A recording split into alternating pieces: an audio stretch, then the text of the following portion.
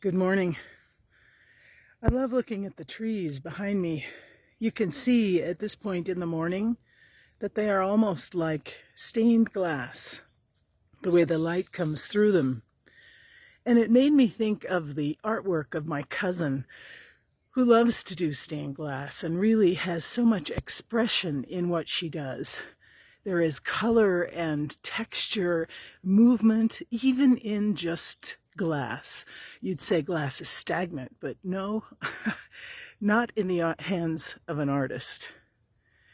Many churches also have stained glass. And the history of that is that in the early Middle Ages, when many people were not literate, couldn't read or write, the church decided to tell the stories of salvation and of this loving relationship of God with humanity through glass. Not just so that these individuals could learn, but also so that they could tell the stories to their children. If you can't read, you can't read a story to your children. But if you know the stories of creation and of this loving relationship with God through glass, you can take your children to the church and point out the stories of how God has interacted with humanity over the centuries. It's a marvelous reality, but it draws me back to the whole point of our videos, finding God in every way we can, in particular in creation, in the outdoors, when we are in nature and we can see what else God is saying to us.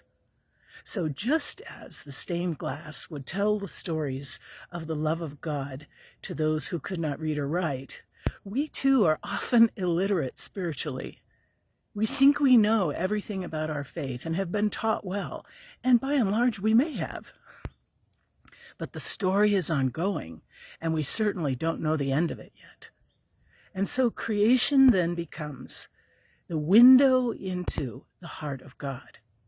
What can I learn by being aware of what God is teaching me through creation, whether it's through these leaves that look like stained glass this morning, or whether it's through the way animals behave, how they provide for one another and don't eat the very last of everything, making sure there's more for the next season, or whether it's the way water courses through rock and begins to carve a path over and over again. If your eyes are open, if my eyes are open, we can see the hand of the divine all around us. And that story of love continues to unfold if we have the eyes to see.